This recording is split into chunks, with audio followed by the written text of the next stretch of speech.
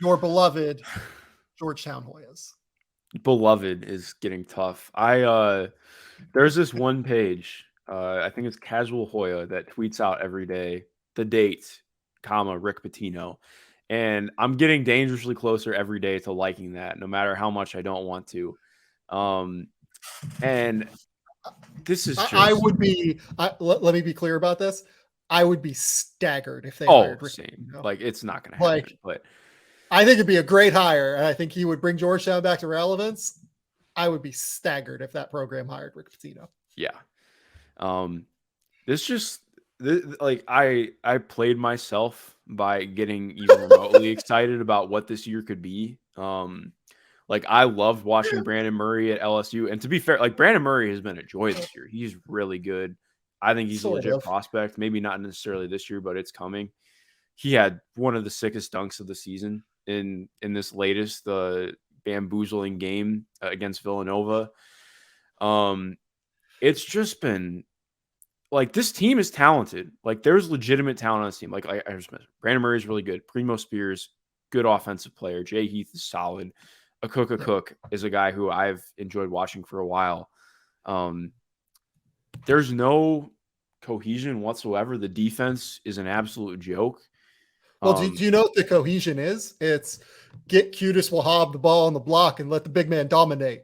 I love Qudus Wahab, so don't get me wrong. But like, it's been just so difficult to watch. And especially too, it's not like they're just getting blown out every game.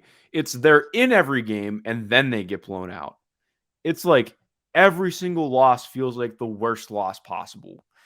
Like the Connecticut game, that's fine. I don't mind. You lose to a top 5 team in the country after having a lead at halftime. Cool. Like I can get on board with that. It's just the other loss. Like losing to Syracuse by 20 points. And Syracuse has like been one of the 4 or 5 worst teams in the ACC this year. Like they have staggeringly bad losses on their resume. They lost to South Carolina. That team has been like we've talked about them plenty. It's like I mean every game, it's so gross. Do you know how many straight high major games Georgetown has lost? They haven't won a Big East game since 2020, if I remember correctly. It's close because Yeah, they didn't win a Big East game last year. They've lost 30 straight games against high major opponents. Yeah. If that's not time to fire Patrick Ewing, I don't know what is. This is becoming kind of embarrassing. If I'm being 30 straight high major games for a program that cares about basketball, for a fan base that like genuinely cares about basketball. Here's the other thing too. They're just making like embarrassing like decisions. Like I know that Hilltop Hoops, the guy who is on Twitter, Hilltop Hoops, he brought a sign to the game basically saying like time for a change, and they made him like get rid of it because according to him, the answer came from down low. Like it came from like the bench side or, you know, the administration of some sort, basically. So it's just like, what are we doing here? We're having fans like be forced to get rid of signs. That's like James Dolan it's just shit, like, man. Well, it's like it's amateur hour. It is. It's James Dolan shit. Like, what are we doing here? Are we living like in La La Land where this stuff isn't happening and you haven't lost 30 straight high major games? Like, are we pretending that Patrick Ewing is the answer still when he is one miracle Big East tournament run away from utter disaster as a coach? Like, I think what's so tough too, like because that Big East run, don't get me wrong, that was so fun. Like that was the best moment I've had as a fan since like the OPJ year. And then they lost by 23 in the tournament. Yeah. And it's just like, I mean, again, they went 6-25, 0-19 in the Big East last year, which that was just disturbing. But like this year, I like just going down what the schedule is. I think it's entirely feasible that they don't win in the Big East again this year. Like, it doesn't feel like, I mean, I think it's more likely than not that they'll win at least one game. But exactly, like, we're talking about Georgetown. And, like, it's not the same program. It hasn't been for a decade. But there's no reason it shouldn't be, is the thing. You have a Maryland program over the course of the last little while that, like, under Mark Turgeon was down for a substantial period of time. Like, George Mason has not been super high level program. George Washington has not been a super high level program. Like, VCU has been really good, but the programs in the area kind of like opened it up for you to continue to be great if you hired the right guy. And you just didn't. And they don't look coherent on the court when you watch them, just straight up. Like, let's just call it what it is. Like, bad basketball, like all the time. Posting up Qudus Wahab 89 times this year, which is top 20 in the country so far, is not the answer. Like, all due respect to Qudus Wahab, but like, he's what, your fourth best offensive player? Yeah, probably. And I think, to me, like, yeah, the offense is terrible. It's been terrible under Pat. Like, it's always been pretty ass backwards when you're talking about actual modernity of it. What is, again, it's just like the defense is 345th in the country. Like, I've got them at 282 adjusted defensive efficiency. Oh, okay. I was looking at just straight up defensive rating, but yeah, I mean, both paint pretty terrible pictures, and I think what's so difficult too, and it almost just feels like a hopeless situation in some ways, because it's like, okay, cool, we're gonna fire the best player in program history, like, and it's hard too, because like I'm not around the program, I'm not inside of it, but like everything is still connected to John Thompson, and what that era was, and if you cut Pat, okay, where do you go? Like, where are you supposed to go from here? And I think it's terrifying, because it's like, okay, you have to.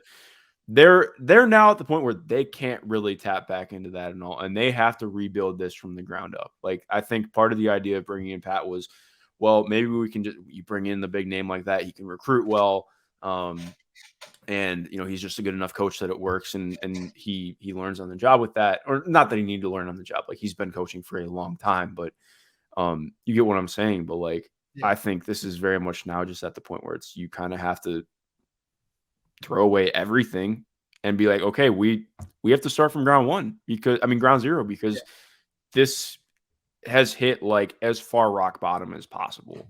If it could have, when you look at when they fought the Chinese national team, did you think there could be a bigger rock bottom than that? I didn't. I sure as hell didn't think there was a bigger rock bottom than that. I feel like I've watched that video so many times over the last couple of weeks just out of sheer agony. But yeah, it's frustrating, man. It makes me want to get, not that I could fix it. It makes me want to get into coaching, because I could fix it, but no, I can't.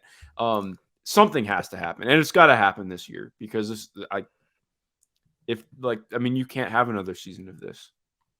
I said that before this season, but they didn't listen. So here we are. Yeah, look, I just don't think that. I think you have to make a change before the end of the year. I do. Yeah. Like, I think that you look at the fan base online, you look at the people who are coming to games, like, there's just is such little engagement. It feels like such little positive feeling around the program right now. Like, maybe it's Patrick Ewing taking one for the team, and the program is like, look, we will give you all of the buyout. We will let you step aside. We'll let you be the person who's like the bigger man for the sake of the program, all that stuff. But like, you gotta rip the Band-Aid at this point. We know it's coming. You can't lose 30 straight high major games at any job, period. Like, you can't do it, let alone at Georgetown, which should be a top 25 program in the country, just based off of where the school is, resources thrown into the program. They have everything that you could ask for. And this team has lost 30 straight high major games. Well, I mean, exactly what you're saying. That's what's so frustrating, is that this team should own the DMV in recruiting, and they have like nothing. I'll say this, like, now that Kevin Willard is there, I think that Georgetown honestly like might have missed a real window here to like establish a real spot, because Kevin Willard is really good. Like, that is a big thing worth talking about. Like, he doesn't yet have the guys that he's going to get there, but Kevin Willard is like, I know that they've lost, I think, like 5 of 7 or 6 of 8 or something like that. Mm-hmm. Kevin Willard's a really good basketball coach. And once he gets his like super tough dudes there that will just run the scheme and will play super hard-nosed defense, it's going to be hard. Like this is their window to have a chance. They need to make a move. Here's the thing too. Like typically when you raise this question, it's like, oh, well, who are you going to do that's better? Anyone? Like any successful college basketball coach at this point would be better. I know that like Ed Cooley is the pipe dream seemingly that I've seen brought up. I don't know if I was Ed Cooley. I think that's tough because like, and I like Cooley, but like I feel like do you feel like he's gonna leave Providence? Like why would he leave? I don't. That's my take. I will say like the upside in a program like Georgetown, just in terms of like the resources you have at your disposal, they're better. But if I was Ed Cooley, I wouldn't leave. I mean, especially too, like you're leaving in conference to go to a worse situation, at least starting off, because again, like that, this is not like a 1 year fix everything. This is like, I mean, that's going to take years. Well, and more than anything, Providence has already figured it out. Like they get transfers in every year. They figure out how to win and they teach really well and they make it work. Yeah. Can you do that at Georgetown? Probably, but like you already have it going at Providence and that's your plan. Maybe you could get better high upside younger kids, but not to keep elongating this, but I think what's tough too is like Georgetown cannot be a transfer school for the most part. Like they're going to have the exact, I mean, it's not the exact same as Stanford, Northwestern, but like with how high some of the academic standards are, it's not as easy to just bring guys in like that. Like I think that they're going to have real barriers to being a big transfer school. It just, it makes me. I mean, I'll say this: like they've gotten transfers in the last couple years. I mean, like they just got Brandon, but part of that too, like Brandon was a DMV guy that they let go, and shit hit the fan at LSU, so it made sense. I don't know. Sorry for making me talk about this, but it makes me sad. Like I had to get it off my chest.